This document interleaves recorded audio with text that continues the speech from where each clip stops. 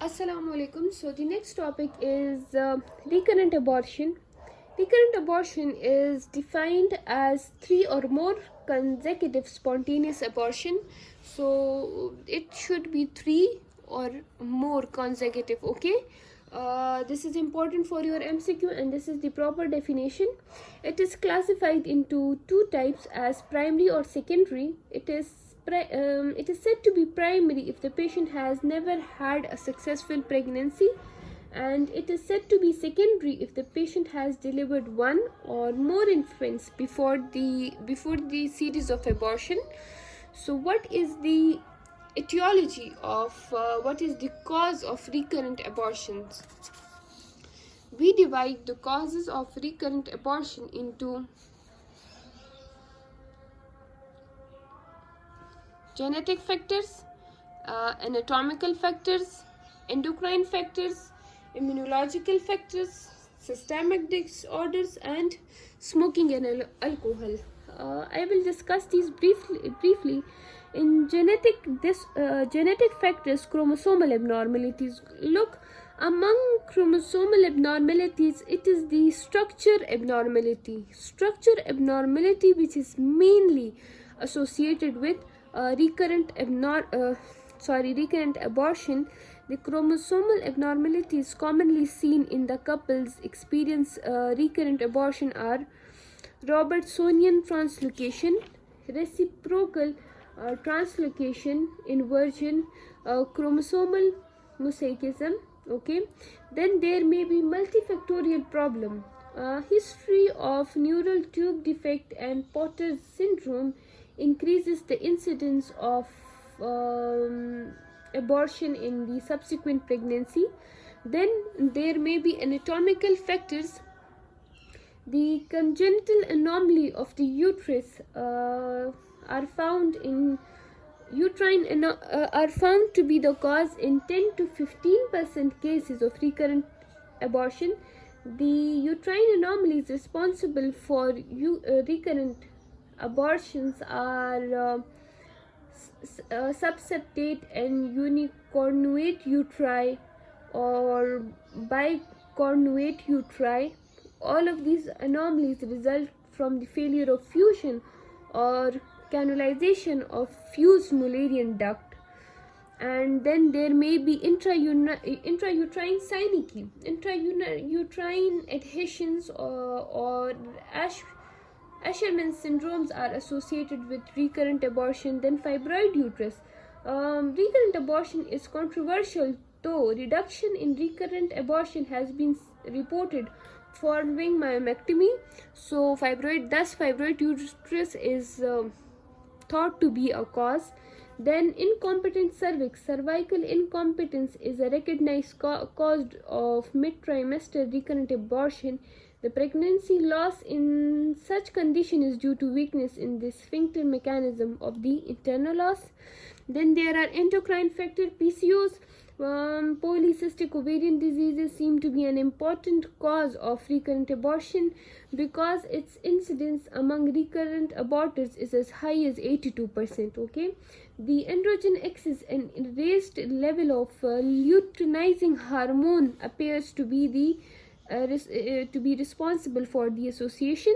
Then corpus luteum insufficiency. As you know that the pregnancy is implanted and sustained in its early part by normally functioning corpus luteum through production of progesterone, and progesterone deficiency due to defective corpus luteum functioning has long been considered as a cause of recurrent abortion. Then diabetes mellitus, the incidence of spontaneous abortion is high in patients suffering from diabetes mellitus, that is 26 to 30% in patients with uncontrolled diabetes who may become recurrent aborters. But whereas those with good metabolic control have a risk similar to that of a control population. And this high risk, why is this high risk? This high risk of abortion is mainly due to increased incidence of congenital anomalies in uncontrolled diabetes.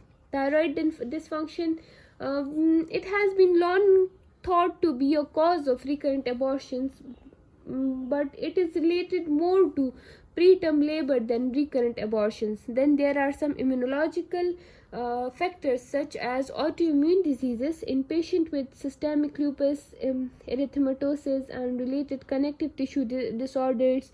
Lupus anticoagulants and anticardiolipine antibodies appear before clinical onset of disease, and the presence of lupus anticoagulants and anticardiolipine antibodies increases incidence of recurrent abortions.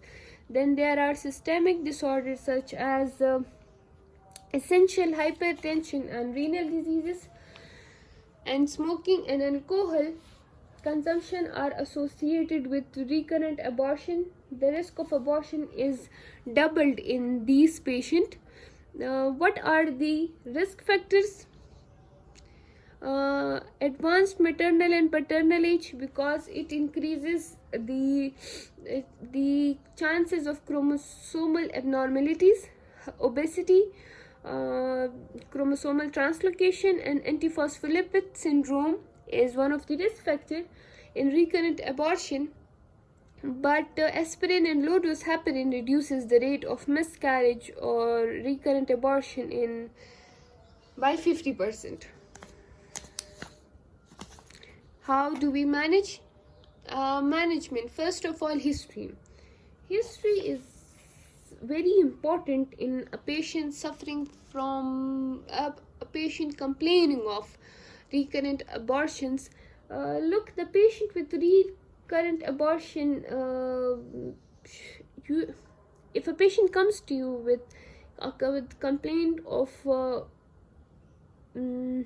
recurrent abortion, you should take their detailed history in relation to previous abortions. Okay, you should take history of previous abortions.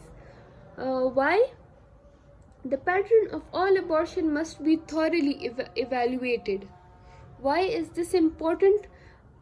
The recurrent abortion presenting in a similar fashion are more likely to be due to a single cause, and the outcome in such cases is generally poor.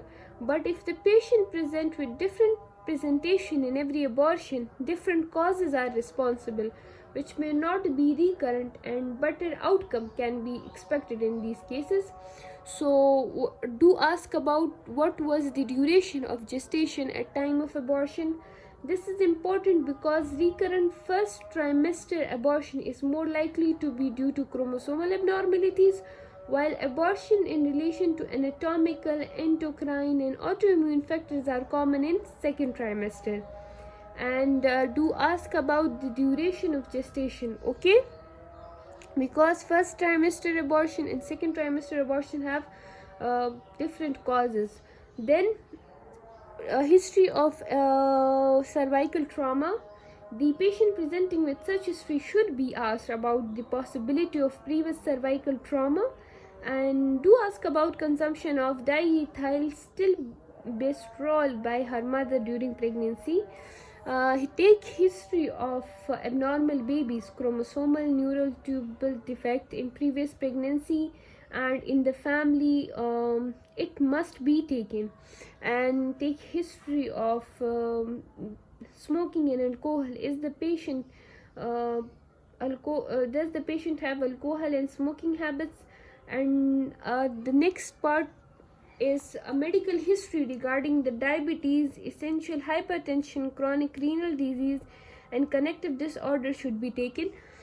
Examination. Patient really rarely have physical signs, so if the patient have PCOS, so we can see obesity and hirsutism or acne or symptoms of thyroid dysfunction, but there are no specific examination points for patient with recurrent abortion. It's all based on the history and investigation, and if it is due to a specific cause, that is PCOS or thyroid or diabetes mellitus, then examination points related to that specific disease may be seen. How are we going to investigate? Karyotyping or karyotyping of both parents is recommended in patient with recurrent first trimester abortion, because first trimester abortion are due to chromosomal abnormalities, are commonly due to chromosomal abnormalities. So karyotyping of both parents with both parents in patient with recurrent first trimester abortion and history of fetal malformation in previous pregnancy or in family.